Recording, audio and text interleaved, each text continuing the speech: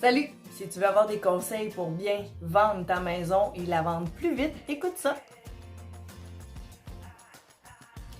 Mon nom c'est Isabelle Goulet, je suis courtière immobilière dans la belle région de Chibougamau-Chappais. Et aujourd'hui, quelques conseils pour bien vendre sa maison, mieux la vendre et la vendre plus vite. Premièrement, il faut que ta maison soit le plus zen possible. J'ai le goût de dire zen dans le sens paisible. Faut pas qu'il y ait plein de choses arrangées qui traînent. Exemple, chez nous, il y a souvent du linge en attendant sur le divan d'être du linge plié en attendant d'être serré sur le divan. Ça, on n'en veut pas. On veut pas de trop de choses sur le comptoir, on veut que ça soit le plus dégagé possible. On veut que ça respire.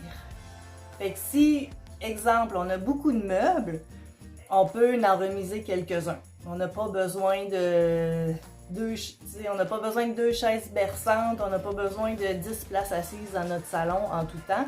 On veut vraiment, en fait, que la personne qui va venir visiter, l'acheteur potentiel, sente qu'il y a de la place pour ses meubles à lui, puis que ça respire encore, ça sera pas tout coincé. Puis c'est la même chose dans les chambres, c'est la même chose dans la cuisine. On veut pas trop de déco, on veut pas trop de choses, puis d'embourbement, je pourrais dire. Fait qu'on essaye d'épurer le plus possible.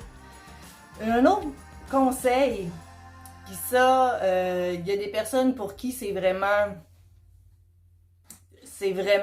normal, il y en a d'autres pour qui ça demande un effort, c'est qu'on veut que ça soit le plus propre possible. Exemple, les poils de chien qui roulent sur le plancher, faudrait les balayer. Les fenêtres qui sont sales, faut les laver, faut essayer de rendre ça le plus attirant possible, fait qu'on veut que ça soit propre.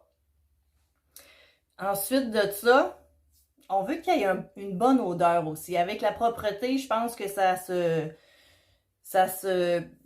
relie un peu. On veut que ça sente bon. On veut pas des odeurs, exemple, de chien. On veut pas des odeurs de cigarettes le moins possible. Essayez le Febreze pour les vieux meubles là, qui sentent des fois qui sentent des vieilles odeurs. Fait qu'essayez de faire changer les odeurs. Ensuite de ça, on essaye aussi de avoir le plus de luminosité possible.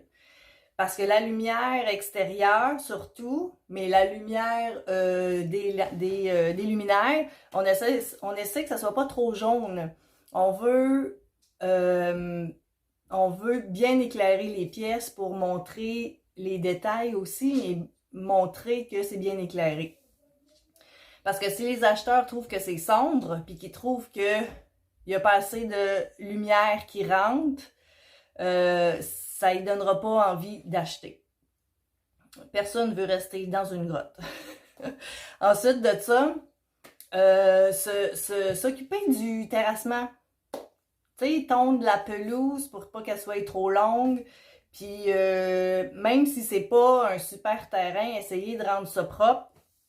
Puis de l'améliorer comme ça. On n'a pas besoin de mettre beaucoup d'argent là pour faire des super plates-bandes et tout ça, sauf qu'il faut montrer qu'on entretient bien notre maison, puis que l'acheteur pourrait, s'il veut, il pourrait faire ce qu'il veut avec la cour.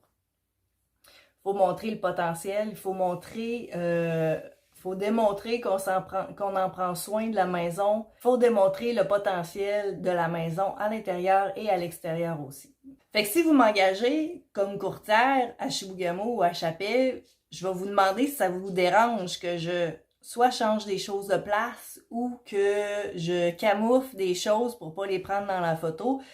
Ou, exemple, rajouter des coussins ou quelque chose pour que ça ressorte, les points positifs ressortent dans la photo.